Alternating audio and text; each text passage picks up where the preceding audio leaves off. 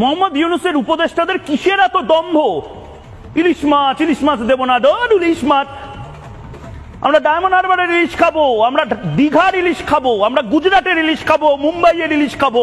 ইলিশের জায়গায় আরো 101 রকমের মাছ। আপনারা কলকাতার বাজারে আসেন, আপনাদের খাওয়াবো। মোহাম্মদ ইউনূস 1200 রকমের মাছ খাওয়াবো, মাংস খাওয়াবো, সব খাওয়াবো, কিন্তু এই পদ্মার ইলিশ খাবো না, যাতে হিন্দুর রক্ত লেগে আছে, যাতে চাকমার রক্ত লেগে আছে। আর কিসের কথা বলছেন? বড় বড় কথা। পারলেন ইলিশ মাছ রপ্তানি আটকাতে? বিরাট বড় বড় ডায়লগ। একটা মাছ খাওয়া বন্ধ করে দিলে একটা গোটা দেশের ইনকাম, একটা গোটা দেশের অর্থনীতি পড়ে যায়। আর মোহাম্মদ ইউনূস বড় বড় লেকচার মারছেন। এই মাছ বাংলাদেশ থেকে আমরা কি বসে থাকি নাকি খাওয়ার জন্য? আমাদের নিজের দেশে যে পরিমাণ ইলিশ এখন আসছে, আমরা তাতে খুশি।